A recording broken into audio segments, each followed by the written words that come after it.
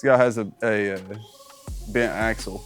The hub is bent, and I don't know if he's curbed it good or how, but it's a 6-cylinder Mustang, so it's got the baby 7 1/4 rear end, which you can't get parts for.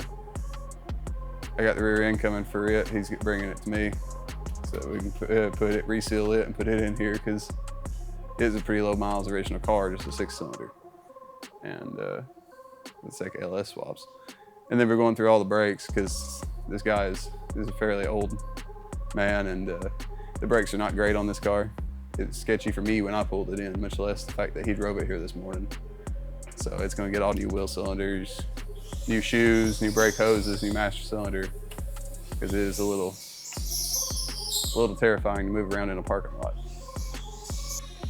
If you get it from a front shot, from like a side, like an edge shot, you can actually see the walk in it.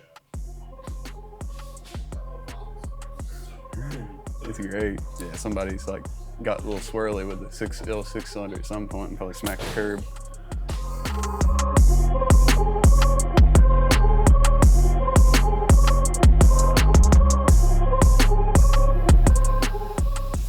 We got the rear end out, sitting on the ground, waiting on the speedy delivery of the other one that's going to go in it. And while we got that going on, I'm going to tear the front end apart so we can rebuild the front brakes, replace the master cylinder, get it all tore, and sway bar bushing, get it all tore down. Parts will be in after lunch. Get it back together, reseal the rear end that's going in it. Should be done. Ought to be a day job.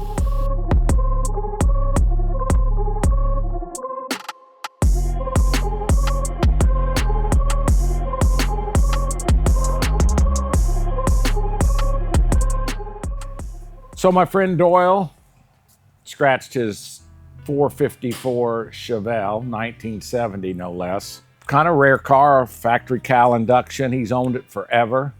It was painted 3 or 4 years ago, and he scratched it. And he said, "Glenn, can you touch it up?" I said, "Drop it off." He happened to have some of the factory or the original repaint base paint that he had from when that guy painted it. So we'll try to sand this down. He's put some black Rust-Oleum on it so it didn't rust. I wish he wouldn't have, but so now I'm gonna remove that big old fat blob of enamel, get it as flat and tapered as I can, and then I'll airbrush some of that phantom blue paint back on it very carefully, and then some clear, and then we'll put some blending agent on it, sand it, buff it. Should be fairly close. We'll see.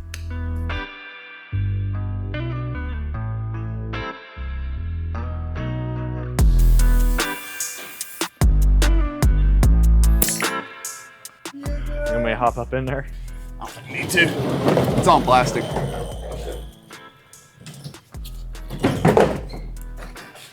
She's a baby. That one down. This one going in? Yeah. Watch that drum, make sure it don't fall off on you. Thank you. Oh, that hurt so bad, dude. You already got a headache, then you just absolutely cream a toe.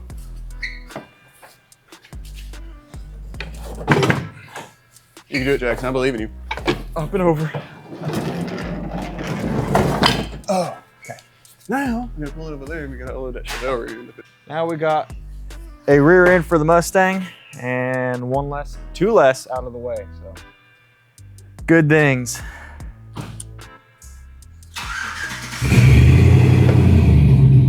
He's just gonna gun it.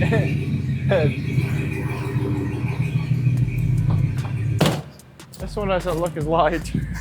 Just had been, well, that's the weakest little rear end that Ford ever made, so. Oh, hold on, let me get it out. Gotta get the, figure out the Angle of the dangle. the angle. Nope, that's not it. That's so far in front of me. I know. Up. Uppies. Up. You good? You got I'm trying to. Okay, just grab it by the. What if we turn it like that? Just grab it by the drum. You're better off. Oh, there's just zero leverage when you do that. You're leaning over like that. Hey. How is she gonna unload this by herself? That's her husband's problem. That's my cousin's problem. He'll probably say, oh yeah, he's told me that this was a tailgate yesterday. He's like, hey, when you shut the tailgate, like, you gotta finger it. We go to lunch. I'm just really hungry, man. Just a real hungry fellow.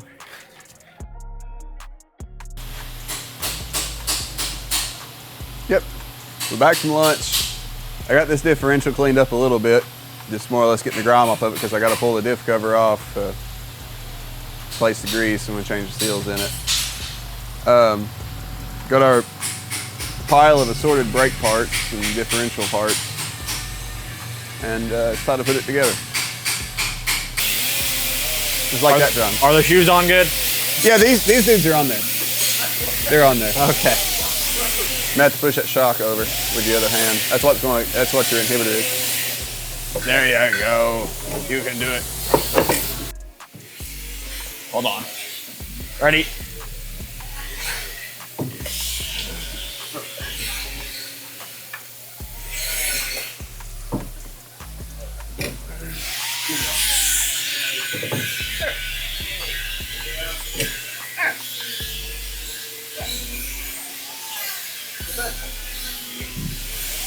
Go TM. How's it taste? Good. Yummy. That's how you get all your minerals. All your Vitamins. all your vitamins. All them vitamins.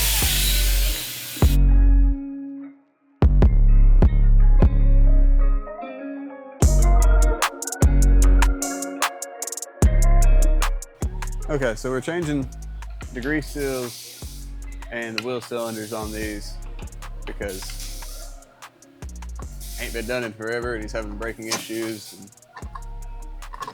this is preventative on this. That's cool. Take care of that. What you get. You'll think better next time. Somebody said, I don't want parking brakes. I don't need those. So they left the lever off of this side for the parking brake and the spreader bar for the parking brake off of both sides. So that's gonna mean I'll have to finish this up in particular in the morning so I can get those parts. But I can get the axle seals changed, go ahead and get the diff cover gasket changed and the pinion seal changed, and then move to the front end and go ahead and rebuild the front brakes and get that at least going. And yeah. Drum brakes aren't the worst to do. People argue about it, which this is, obviously that spring came off. And main thing is it makes it right easier if you have the right tools, which you can get from Harbor Freight. You can get a toolkit for drum brakes from Harbor Freight. It's nothing crazy to do. And then a lot of people's problem is they pull both sides down and then go to try to build them back and they have no reference because they think, I'll remember how all these little parts go. Do one side at a time. Apparently the last time this car had the brakes done was in the 90s. So, but with no miles, so. They look good, but they're not good. Yeah, they look good, but they're not good. So this next day, got hindered a little bit by parts that didn't show up when they were supposed to and some missing parts for the parking brake. All the parts should be here this morning, supposed to be. That's what I've been told anyway. I know, right? You can see how that goes. Nobody told you you can have that. Nobody told you you can have that. You can have my things. Yes, I can. Oh, okay. That was fucked. You put my grease gun in the drawer. I see new brake parts over here, B. Uh-huh. What's on this side? New brake parts that are covered up. No way. Yeah. And a new brake hose. Yeah. You mean thing's gonna actually stop? I hope this old man can stop this thing. It's non-power brakes, isn't it? Yeah, Manual brakes. manual drums. Ooh. It's also a 6-cylinder. You're not going to get too crazy fast, and That looks much better. How'd the rear end go together, okay? Yeah, still waiting on that diff cover gasket. Oh, that's fresh rear end grease. You can smell it from outside. Very fresh. Wow. But backlash is, I think. Backlash is good. Yeah. And then, did we have to put a new pinion seal in? I did. You did? Out of- Good. Might as well, we're here, right? Yeah, new axle seals, new pinion seal. So it's all fresh seals. Yep. Throw the diff cover on it, fill it with fluid, and let him rock. Yeah, got it. You know, he just wants to drive his car. Yeah. Right? And so let's just get it running for him and let him enjoy it, right? Hey, so you saw what we started with. My friend Doyle gouged up the front of his Super Sport hood and asked if I could touch it up for him. So we had to fill the holes in, sand it down, do all the different stages of paint to build that up and to try to get it to match the best we could. And here's the finished product. Not bad for what we started with, and Phantom Blue is not easy to mix, but hey, it's show car ready. Let her rip.